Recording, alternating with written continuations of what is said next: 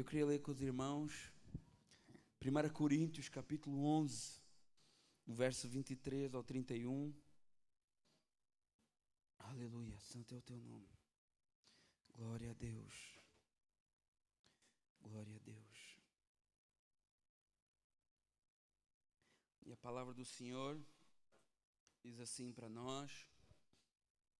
É um texto que nós já lemos muitas vezes, quase todos nós sabemos de cor. Porque eu recebi do Senhor o que também vos entreguei, que o Senhor Jesus, na noite que foi traído, tomou o pão, tendo dado graças, o partiu e disse: isso é o meu corpo que é dado por vós, fazei isso em memória de mim. E de semelhante modo, depois de ter ceado, tomou o cálice, dizendo: este cálice é a nova aliança no meu sangue. Fazei isso todas as vezes que o beberdes, em memória de mim.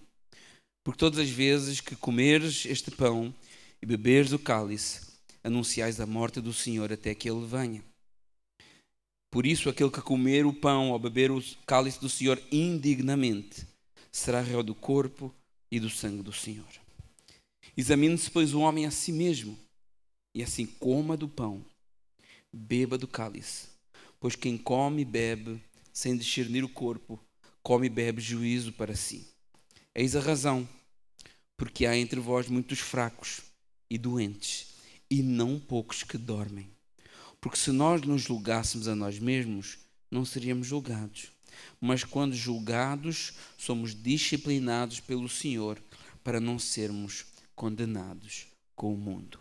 Senhor meu Deus e meu Pai, muito obrigado, Senhor, eu te agradeço por este momento, por este culto, por este louvor maravilhoso que nós entoamos. Que o Senhor possa ter recebido, ó Pai, como um cheiro suave, essa adoração da tua igreja.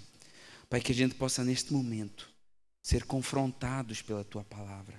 Que o teu Santo Espírito, que é o único que convence do pecado, da justiça, do juízo, que esse Santo Espírito possa falar no coração de cada um que aqui está. Pai, a tua palavra vai ser pregada. Que tu venhas a ser engrandecido e exaltado neste lugar, para a honra e para a glória do teu santo nome, em nome de Jesus. Amém. Irmãos, podem sentar. Graças a Deus, por mais um momento de podermos estar participando da ceia do Senhor. Eu li o texto da ceia. Não é que nós vamos passar já para o momento da ceia, ainda tem pelo menos uns 45 a 50 minutos até lá. Mas, ao contrário do que normalmente nós costumamos fazer, pregações mais expositivas, que a gente lê um texto e expõe versículo a versículo.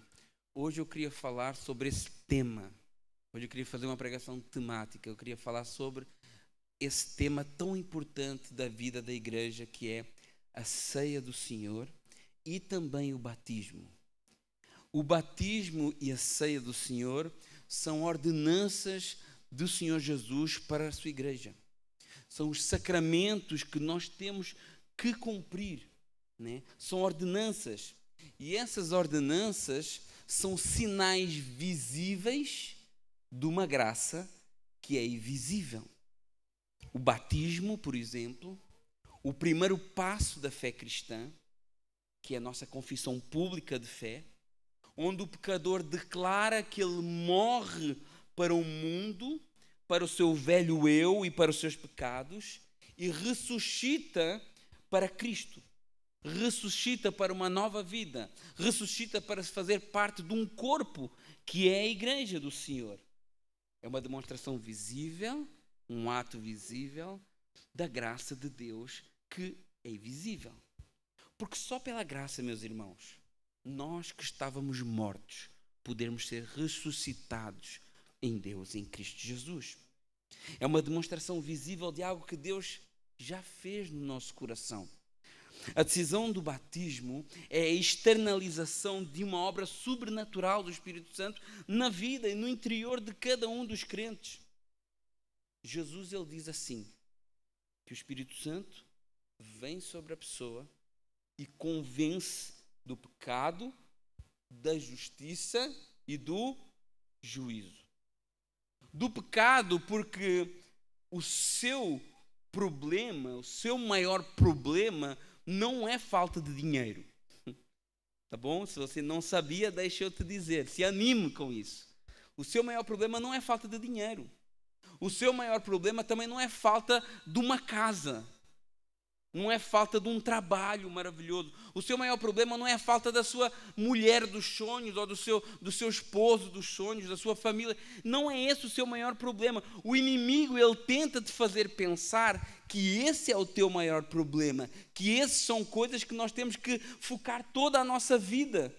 Quando, na realidade, o nosso problema, ele é outro. O nosso problema é o pecado. O nosso problema é a nossa natureza caída, os nossos pensamentos corrompidos, a nossa língua que não se converte nunca, as nossas ações que não glorificam a Deus. O nosso problema é a nossa separação desse Deus que é amor e vida. E o Espírito Santo, ele vem nos convencer dessa realidade. Nos leva a olhar para nós mesmos e ver o tão sujos que nós somos diante de Deus. Nos leva a reconhecer que nós não somos capazes de cumprir dentro dos padrões de santidade que Deus exige. Nos leva a reconhecer que precisamos de ajuda para sair do buraco que Adão nos colocou quando herdámos a sua natureza. O Espírito Santo nos convence que estamos numa situação em que só em Jesus ela pode ser revertida. Por isso Jesus explica, olha, o Espírito Santo vos convencerá. Ele diz assim, ele vai vos convencer do pecado. Porquê? Porque vocês não creem em mim. E o Espírito Santo, ele nos mostra o problema, mas ele nos aponta a solução desse problema, que é Jesus. Por isso ele nos convence também da justiça, dessa justiça que foi aplicada em Jesus por nós. Porque essa justiça foi aceita pelo Pai. Ele diz, explicando esse versículo, diz, da justiça, porque eu vou para o Pai e não me vereis mais. O que é que Jesus está falando aqui? Olha, o que eu fiz foi aceito por Deus.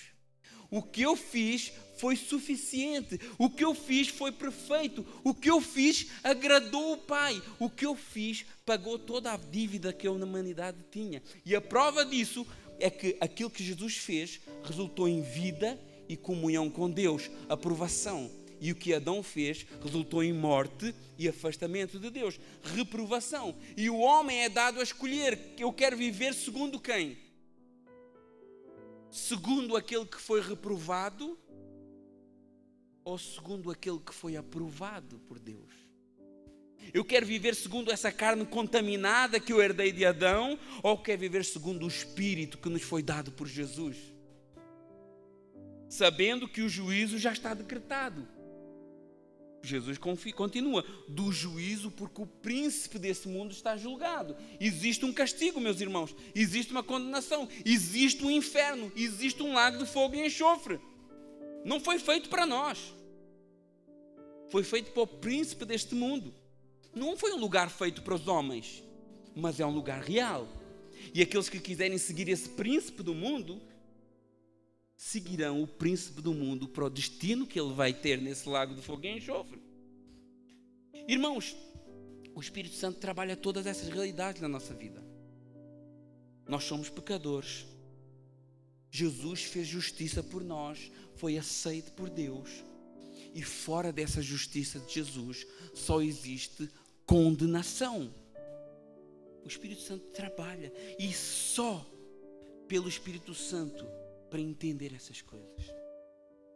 Posso pregar muito bem, posso ter a melhor oratória, pode ser o mais convincente do mundo. Se o Espírito Santo não toca no teu coração para essa realidade, é vão. É um ritual vazio. É algo sem interesse. Somos pecadores, mas temos um Salvador. Somos falhos. Irmãos, sou falho. Aleluia. Mas eu tenho uma pessoa que me salvou. Eu tenho alguém que perdoa o meu pecado. Ele que morreu por isso, por mim. Aleluia. Aleluia. Glória a Deus. Mas se não for o Espírito Santo, nada disso que eu possa estar a dizer para ti é interessante. Porque são realidades espirituais. Não são realidades físicas, carnais. São realidades espirituais. E porque são realidades espirituais, o homem natural não consegue entender as coisas espirituais. Não é o que Paulo diz. Mas quando o Espírito te envolve, quando você é tomado pelo Espírito Santo, quando você entende isso espiritualmente no seu interior, quando o Espírito Santo faz entender tudo isso que eu falei aqui, então você não tem dúvidas. Você fala assim, não, eu preciso. Que é isso? Quem é esse? O que é que se passa comigo? Eu preciso tomar uma atitude na minha vida. E essa atitude é esse reset que nós damos descendo às águas do batismo. Não é? Quando eu reconheço e confirmo publicamente aquilo que Jesus fez em mim, aquilo que Ele despertou em mim, e a minha necessidade de fazer um reset ao velho homem, de apagar, de matá-lo e de começar uma nova vida nele. Aleluia. Eu não tenho dúvidas nisso. Esse é o recomeço da nossa nova vida. Esse é o primeiro passo da fé cristã. É o primeiro passo visível da fé cristã. E eu vou dizer algo com muito temor.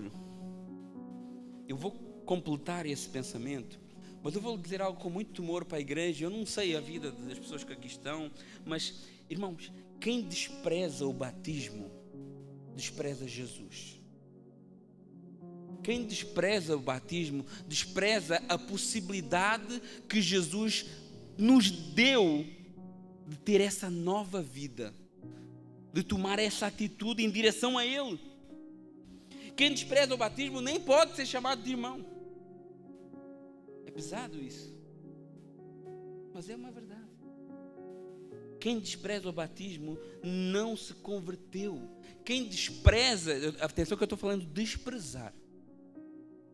Quem despreza o batismo nem faz parte do corpo de Cristo.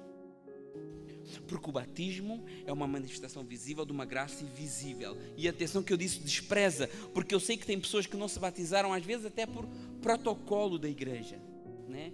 Tem que fazer o cursinho do batismo, porque tem que fazer uma série de coisas aí, né? Porque não tem lugar para batizar, porque tem uma data lá na frente, a data não chegou ainda. Ok, são situações diferentes, mas aquele que recebeu Jesus, que foi convencido pelo Espírito Santo e que entendeu o que Jesus fez por ele, o seu desejo é obedecê-lo e descer às águas e afirmar nessa atitude, olha, eu sou uma nova criatura, eu tenho um novo dono agora.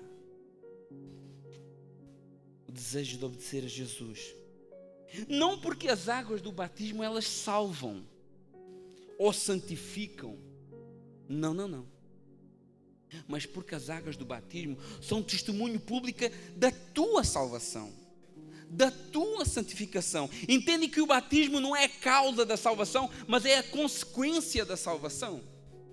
A minha identificação com Jesus, na sua morte, quando eu deixo, e na sua ressurreição, quando eu subo. Como é importante as pessoas entenderem essa necessidade desta nova vida em Cristo confirmada pelo batismo. Porque se não for para viver para Jesus, então foi só um banho de água fria.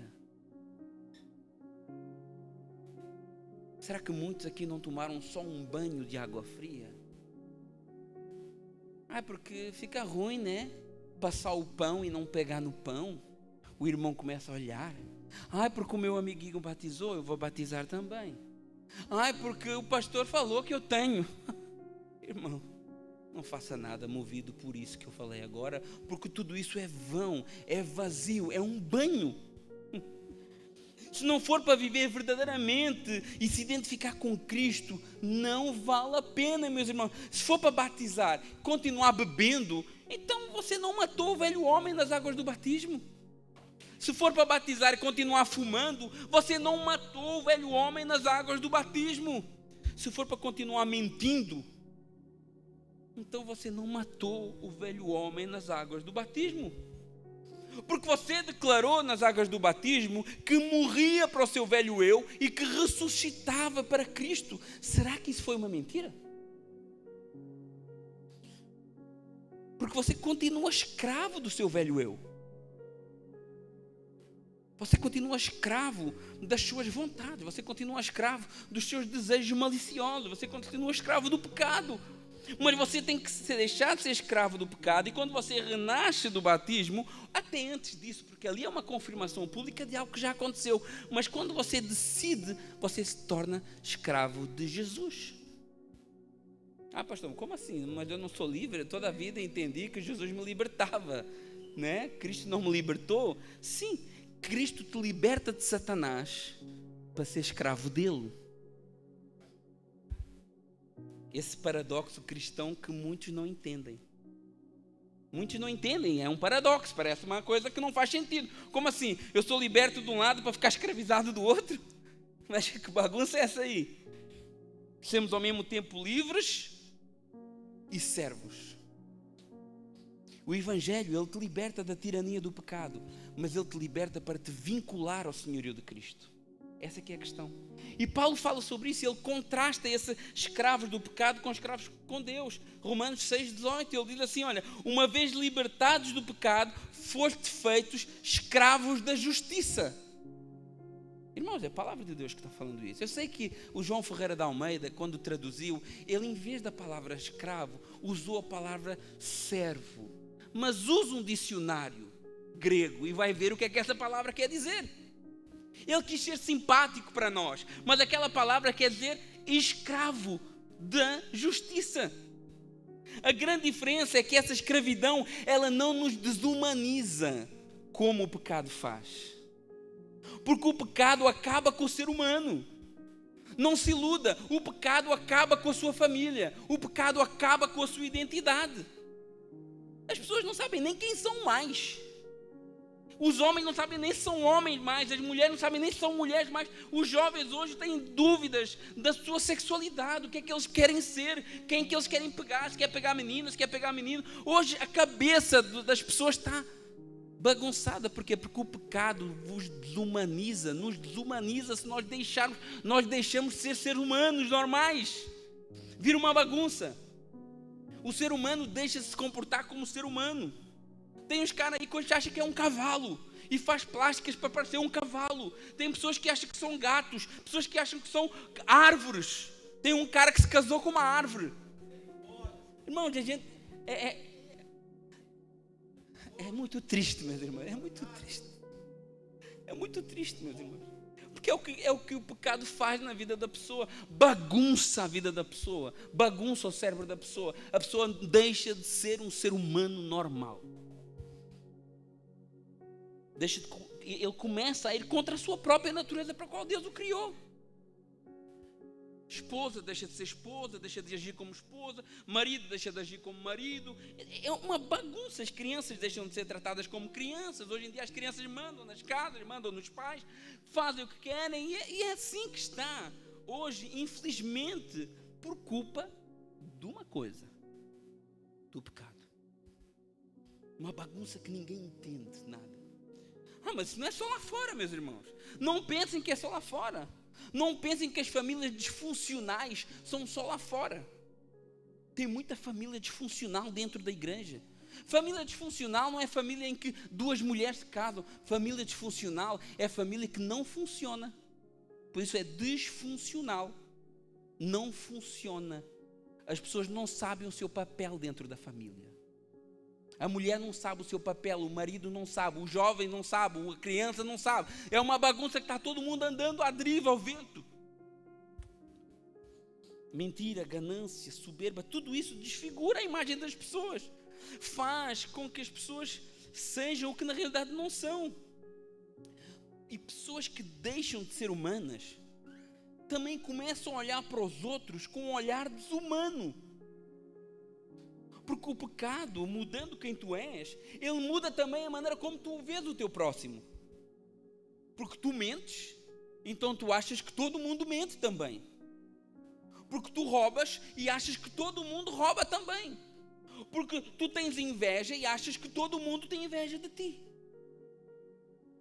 Tu és soberbo, mas achas que todo mundo é soberbo. Tito, capítulo 1, verso 15, é um texto tão impactante quando Paulo fala para Tito: olha, todas as coisas são puras para quem é puro, mas para quem é impuro e descrente, nada é puro, porque tanto a mente como a consciência estão corrompidas.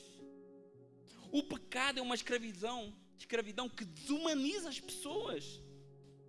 Agora, por outro lado, a escravidão de Jesus, ela não nos desumaniza, ela nos restaura. Ela nos faz filhos de Deus.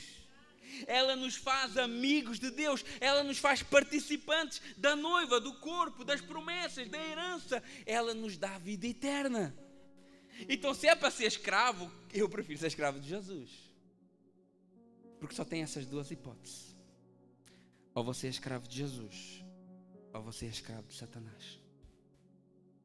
Cristo nos liberta do pecado para nos vincular à justiça. E isso é um paradoxo. É uma liberdade, mas que tem um dono. Por isso Ele é Senhor. A palavra Senhor que nós dizemos, olha, se com o teu coração creres, né, que Deus o ressuscitou dos mortos, e com a tua boca confessares, serás salvo. Antes disso diz que toda a língua tem que confessar que Jesus é Senhor. Essa palavra Senhor, que Paulo fala em Romanos capítulo 10, verso 9, se eu não estou em erro, essa palavra Senhor significa dono. Então, toda a língua tem que confessar que Jesus é dono.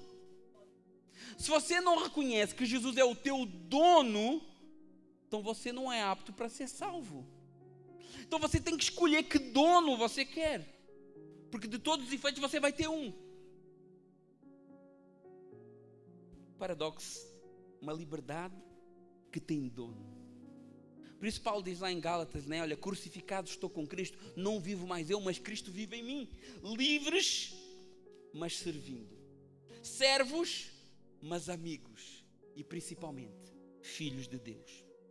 Por isso, Paulo diz, 2 Coríntios 5,17, se alguém está em Cristo, se alguém está em Cristo, nele, alicerçado, acorrentado a Ele, se alguém está em Cristo, nova criatura é. E as coisas velhas se fizeram novas. Em Cristo, de quem nós temos sido servos. De quem você tem sido servo? Pensem, depois desse panorama, quem tem sido servido por você? Examine a sua vida, porque a proposta da ceia é examinar-se o homem a si mesmo. Eu examino a mim mesmo. E não pensem que é porque eu sou pastor de uma igreja que às vezes também não posso errar. Que essa palavra também não é para mim. Ela fala comigo primeiro. Aliás, ela falou comigo da meia-noite até às 6:30 da manhã. Quem você tem servido? Quem tem sido o seu dono? Quem tem sido o nosso dono?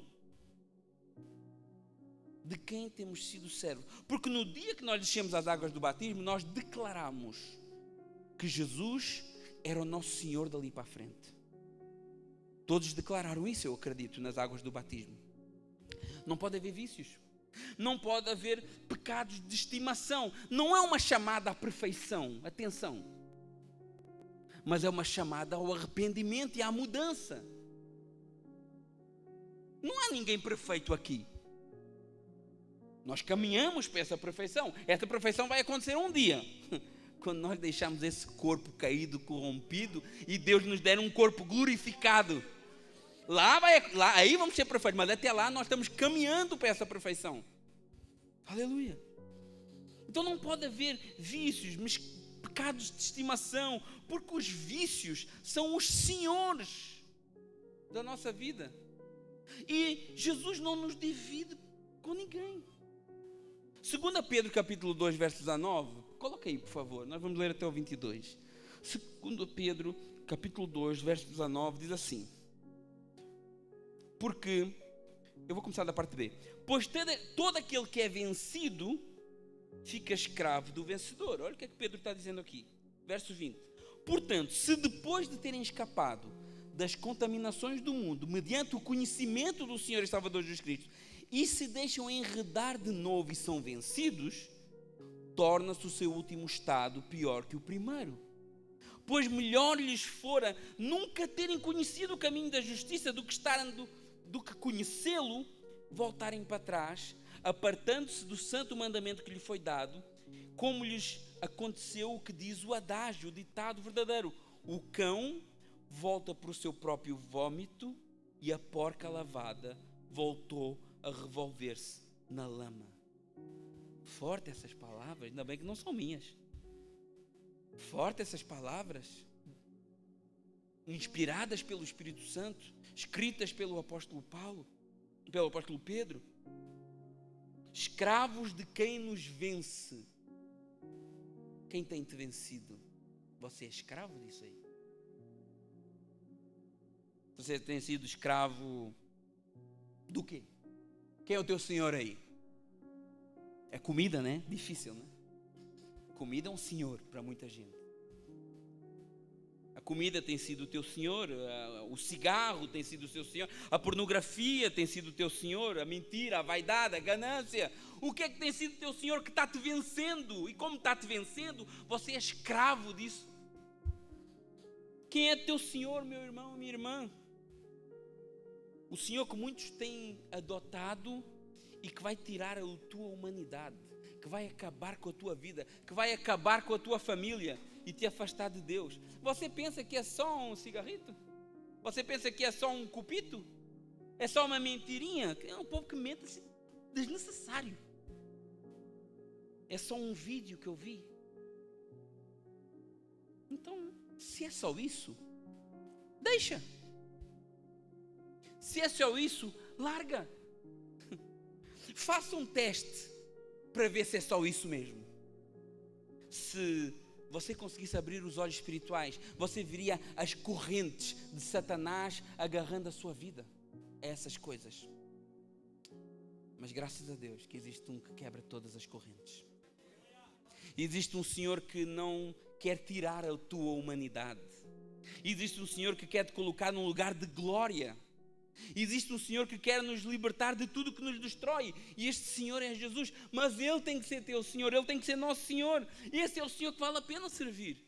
Este é o Senhor que vale a pena ter. O dono que vale a pena ter. O Rei ao qual vale a pena nós nos prostrarmos. Talvez até hoje você tenha se prostrado diante de outros reis, do inimigo. Mas hoje é dia de nos prostrarmos diante do Rei dos Reis e Senhor dos Senhores. Até hoje você tem caminhado talvez para a morte, alguns aqui, mas a partir de hoje você pode caminhar para a vida eterna. Mas para isso, temos que mudar de Senhor. A partir de hoje você pode ser raça eleita, sacerdócio real, nação santa, povo de propriedade exclusiva de Deus, para proclamar as virtudes daquele que vos chama das trevas para a luz. Existe misericórdia em Jesus.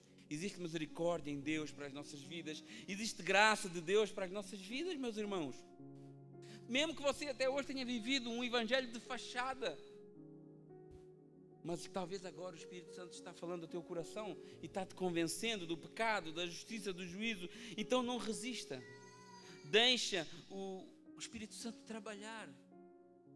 Atenda ao chamado de Deus para a tua vida e viva debaixo de um novo governo na sua vida, o governo de Jesus. E eu te garanto que tudo vai mudar.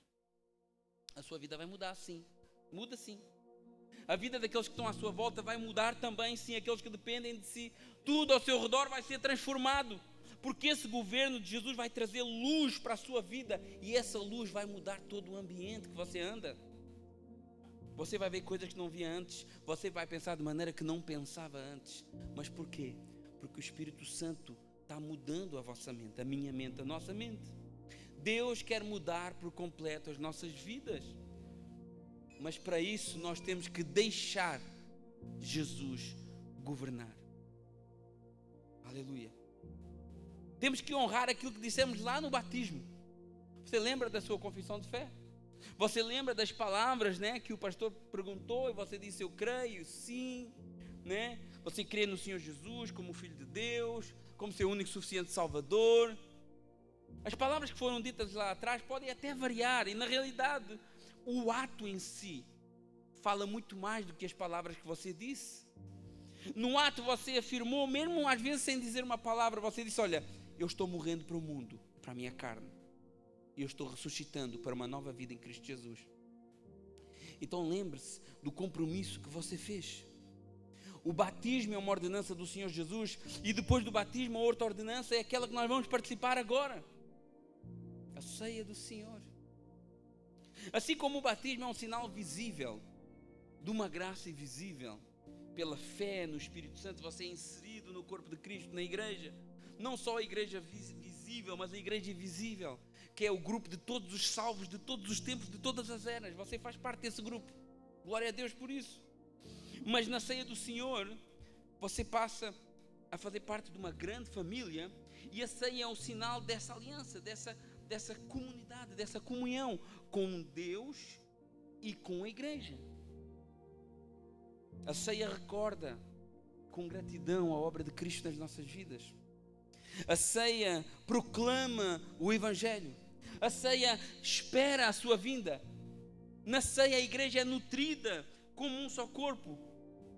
Então, assim como o batismo é muito mais do que um banho, a ceia é muito mais do que pão e sumo de uva ou vinho. É tempo de recordar. Jesus falou assim: façam isso em memória de mim.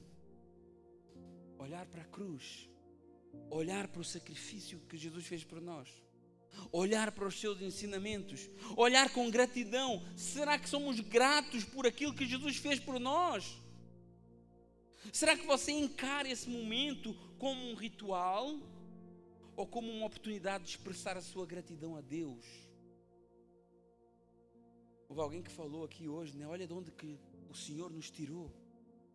Olha o que é que o Senhor fez por nós. Olha o que é que nós éramos, onde Ele nos colocou. E Ele fez isso por graça. Ele não fez isso porque eu merecia, porque eu era bom, porque nós apertámos os botões corretos. Ele fez isso porque Ele nos amou primeiro. Salmo 40, verso 1 e 2 diz: olha, Ele tirou-me de um poço de perdição, de um charco de lodo, colocou os meus pés sobre uma rocha, firmou os meus passos, me pôs nos lábios um cântico novo, um hino de louvor a Deus, e muitos verão coisas e temerão e confiarão no Senhor. Será que existe esse cântico novo nos seus lábios? Será que os seus pés estão firmados nessa rocha? E que muitos olham para si e veem e glorificam a Deus? Salmo 113, 5 e 8 diz: quem é semelhante ao Senhor nosso Deus, cujo trono está nas alturas, que se inclina para ver o que é que se passa no céu e sobre a terra? Já pensou nesse texto? Deus se inclina para ver o que passa no céu. Está acima de todas as coisas, meus irmãos. Aleluia. Mas esse Deus que se inclina para ver o que é que se passa no céu, no verso 7 do Salmo 113 diz que Ele ergue do pó o fraco e das cinzas o necessitado e o faz sentar ao lado de príncipes. Aleluia. Esse é o Deus que você serve. Se isso não é razão para ser grato a Deus, que mais? Nós não tínhamos nada e o Senhor nos deu um reino por herança. Um dia você vai sentar sobre um trono nessa terra. Um dia você vai reinar com Cristo nessa terra. Hoje você pode não ver, mas lá na frente você vai ser glorificado. Nós seremos glorificados juntos. E tudo isso só aconteceu porque Jesus se humilhou e sofreu aquilo que nenhum de nós podia sofrer. Seja grato. Seja grata a Deus pelo Senhor Jesus, que antes da fundação do mundo já tinha o seu nome escrito no livro da vida. Já pensou nisso? Já pensou nesse amor de Deus? Que lá atrás Ele já sabia de tudo. Ele já apontava o seu nome. Eu sei que a Bíblia usa muita linguagem simbólica, mas eu gosto às vezes de me transportar para o texto. Imagine Deus, né? Esse Deus que é nosso Pai, esse Deus que nos ama, que a Bíblia diz que nos ama mais do que uma mãe que amamenta um filho. Alguém aqui amamenta? Está amamentando? Pensa assim: Deus te ama mais do que aquilo que tu amas do teu filho que estás a amamentar. Se isso não é algo grandioso, se isso não é algo maravilhoso, e esse Deus que é nosso Pai, eu imagino Ele escrevendo o nome. Eu sei que isso é uma linguagem simbólica, mas imagina Ele escrevendo o nome, Ele escreveu lá, não, Fernando, vou escrever Fernando, como Ele me adora, como Ele me louva. Aleluia. Imagina Deus, escrevendo o nome, olha, do Danny. Como ele é dedicado à minha casa, à minha obra, como ele se esforça. Imagina esse ato de amor de Deus, escrevendo o nosso nome, cada um de nós aqui. Imagina o amor de Deus, como deve ser prazeroso para Ele. Como deve ser prazeroso, e a Bíblia diz que Lucas 15:10 tem um texto muito interessante, porque nós dizemos que os anjos fazem festa no céu quando um pecador se arrepende, mas a Bíblia não diz isso. Lucas 15:10 diz assim: eu vos afirmo que de igual modo, repara bem no que é que a Bíblia está dizendo, há júbilo diante dos anjos de Deus por um pecador que se arrepende. Você sabe o que a Bíblia está dizendo aqui? Que quem faz a festa não são os anjos, quem faz a festa é o próprio Deus diante dos anjos. E isso, não sei se já repararam, isso vai de acordo com o que Jesus está falando. Ele fala aqui de 3 parábolas: da ovelha perdida, do pastor que deixa as 99 para ir atrás de uma única ovelha, e quando ele acha essa única ovelha, ele vem com ela no colo, se jubilando, se alegrando, e chama todo mundo para comemorar com ele. Depois ele fala de uma mulher que perdeu uma dracma, que nem é uma moeda de grande valor, um dia de trabalho. Ok, um dia de trabalho é um dia de trabalho. Mas ela perde uma dracma na sua casa, ela varre a casa toda, arruma a casa toda, e quando acha essa dracma, ela chama as amigas para comemorar com ele. E depois ele fala do filho pródigo, esse filho que pede a sua parte da herança, que abandona o pai, que rejeita o pai, que rejeita as coisas do pai, que rejeita os conselhos do pai, que rejeita o amor do pai, como alguns de nós também fazemos.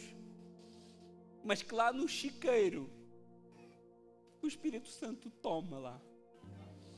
Lá no chiqueiro, o Espírito Santo vem sobre ele e ele lembra-se: calma aí, mas eu tenho um pai.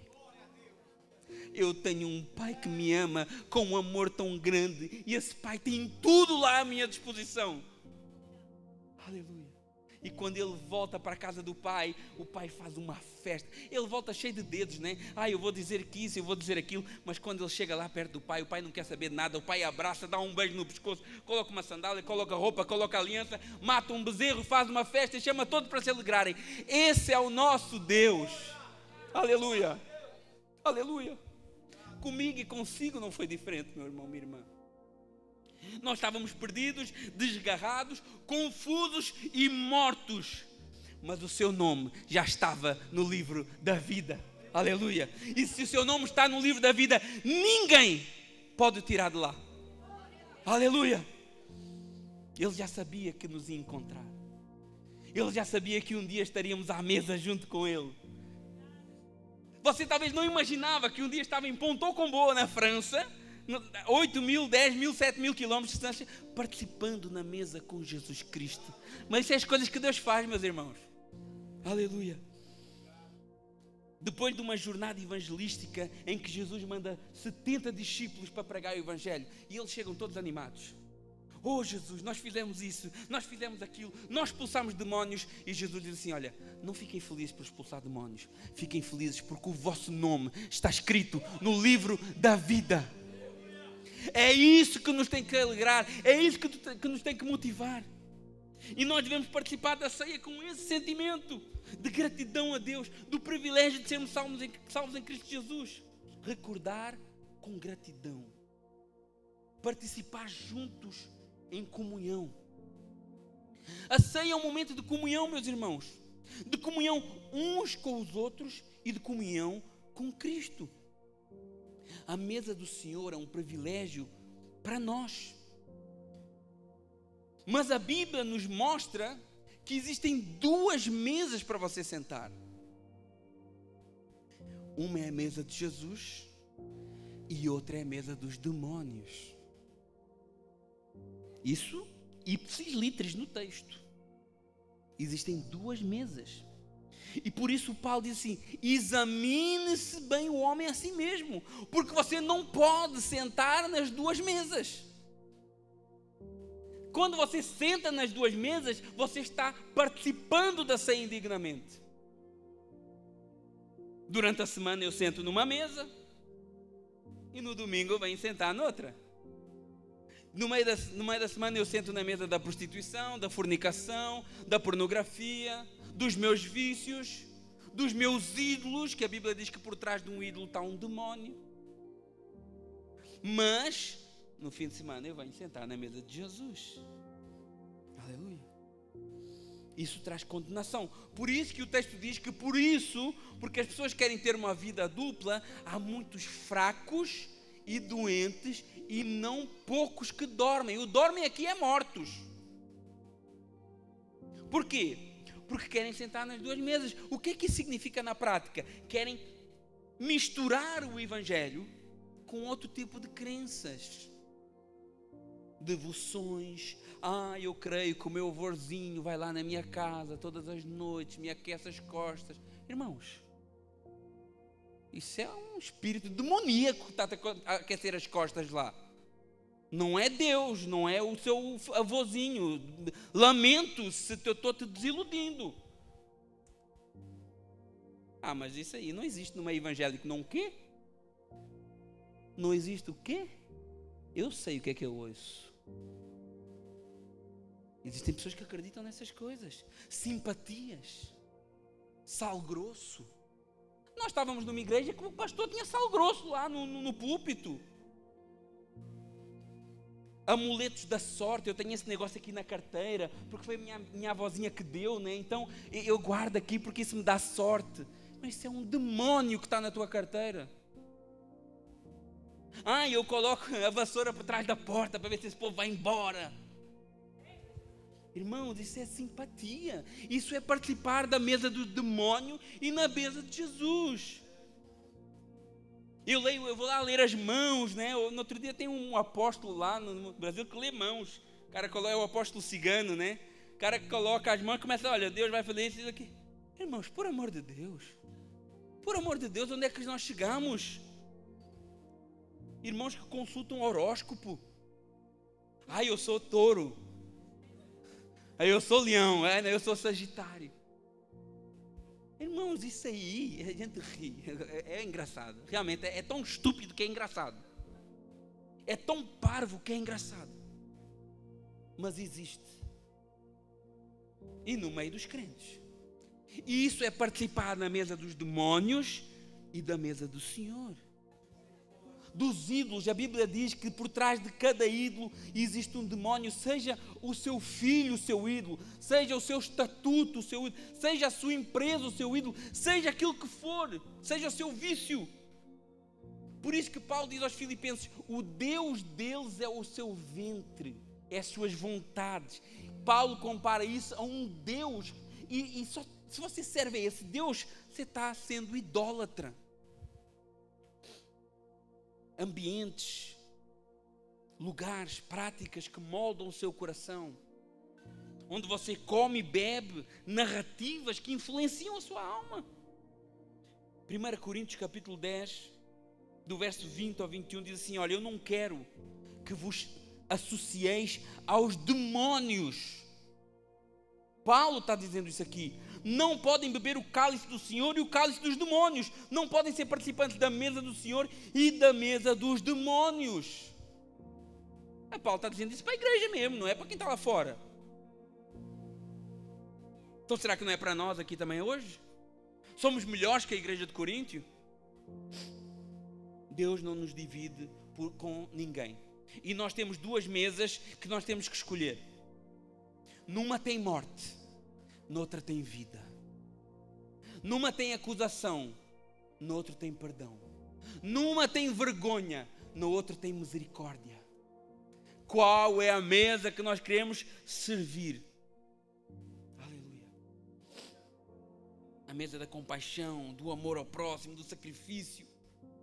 E todas essas coisas Deus partilha conosco, para que nós possamos partilhar com o nosso próximo.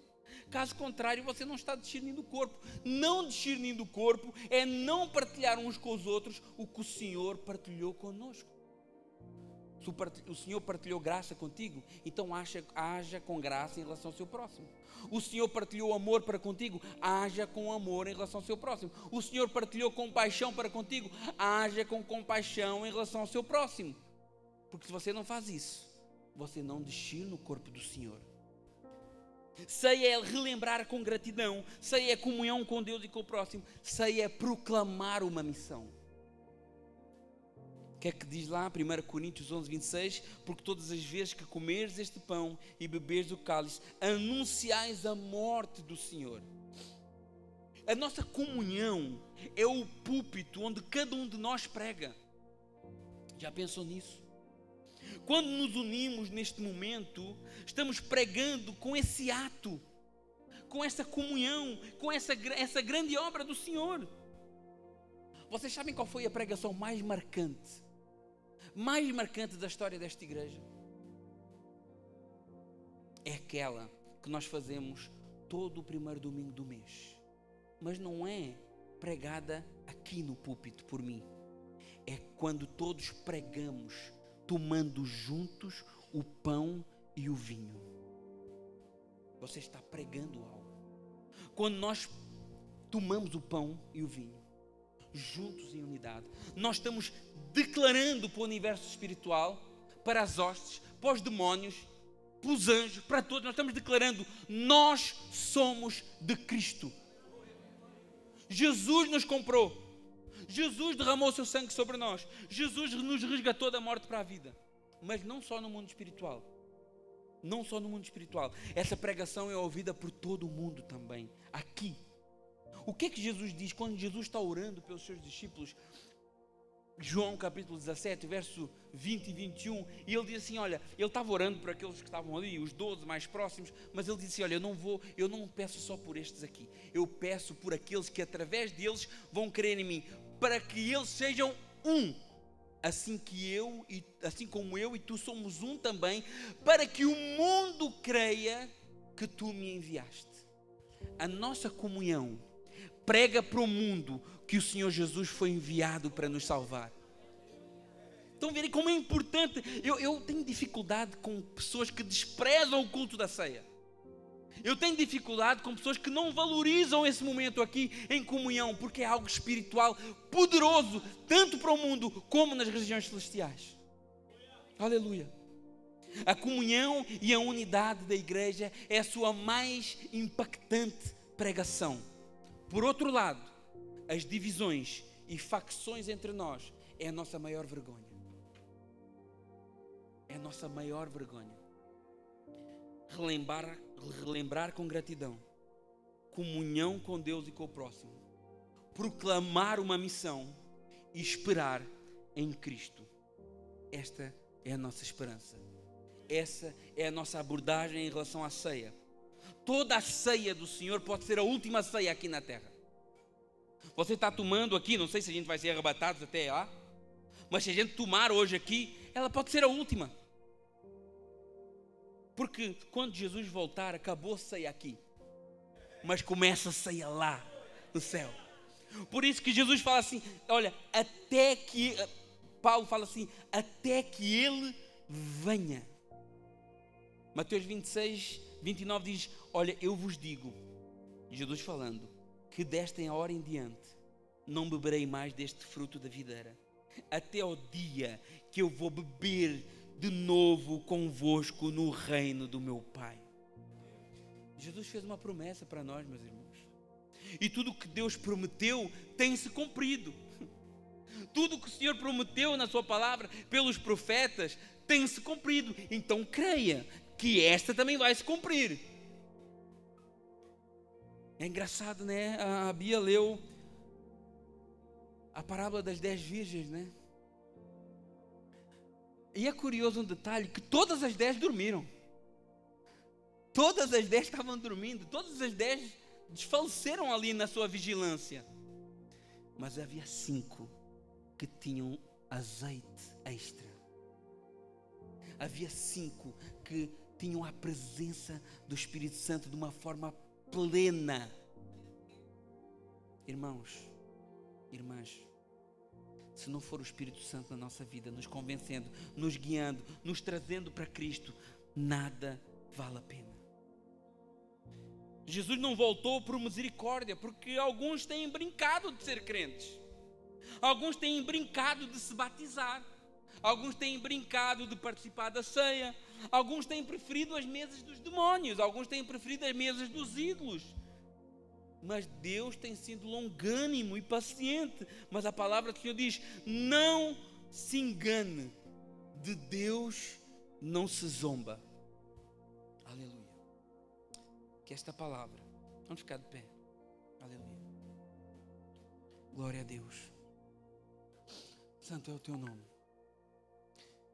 Que esta palavra, movida pelo Espírito Santo ao teu coração, possa ter um impacto real na tua vida, na tua abordagem em relação às coisas de Deus, na tua abordagem em relação a esse momento, na tua abordagem em relação à tua vida, à tua espiritualidade.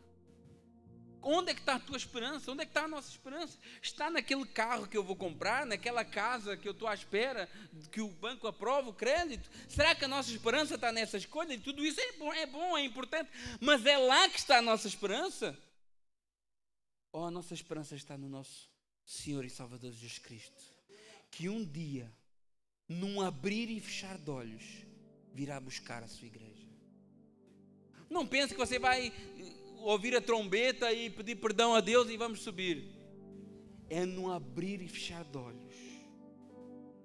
Por isso que a palavra diz assim: olha, vigiai, porque não sabeis o dia e a hora que o Senhor vem nos buscar. Só que eu sei de uma coisa: eu sei que Ele vem, e eu sei que Ele está perto. O pastor diz que Ele está perto, mas há 2000 anos que já dizia que Ele está perto. É verdade. Só que o mundo não aguenta muito mais. Nós estamos esgotando os recursos. A terra não aguenta muito mais. Se Deus não intervém, a gente se autodestrói. Então por isso que está perto. Por isso que está perto. Não se engane. O Senhor, Ele quer festejar o nosso arrependimento.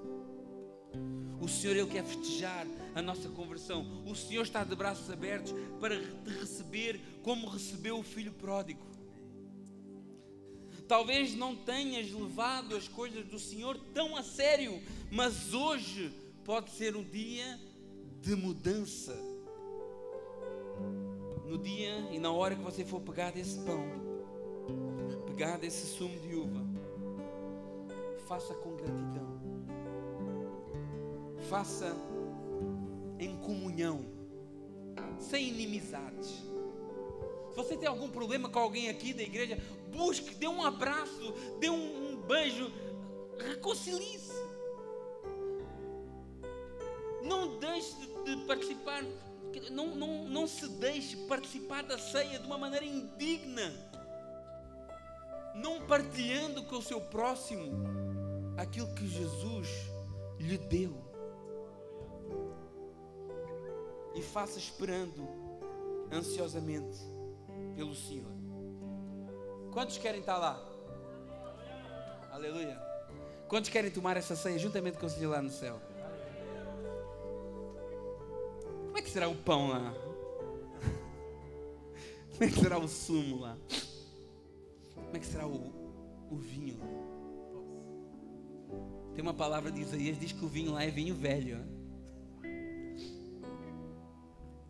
O que é que Isaías quer dizer com isso? Que lá é o melhor que tem. Não vai começar a comprar vinho velho aí também. Mas às vezes eu fico pensando, como será bom estar naquele momento com Jesus? Como será bom estar naquele momento e pensar assim: ainda bem que eu criei. Ainda bem que o Espírito Santo me tocou. Ainda bem que o Espírito Santo me alcançou. Ainda bem que o Senhor me chamou. Que privilégio de ser chamado pelo Senhor. Porque ninguém vai a Jesus se o Pai não chamar. E se você está aqui hoje, é porque o Senhor te chamou para participar da sua mesa. O Senhor escreveu o teu nome lá no livro. Este aqui vai estar comigo. Aleluia. Vamos estar louvando o Senhor.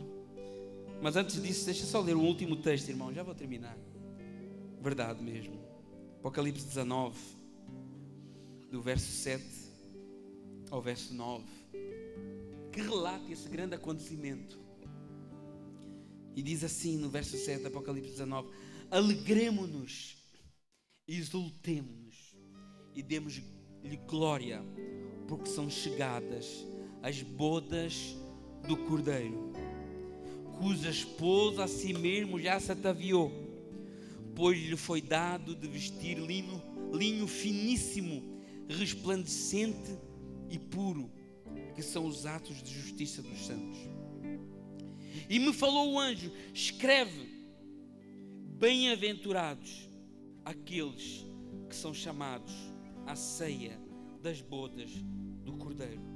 E acrescentou: são estas as verdadeiras palavras de Deus. Vamos louvar o Senhor.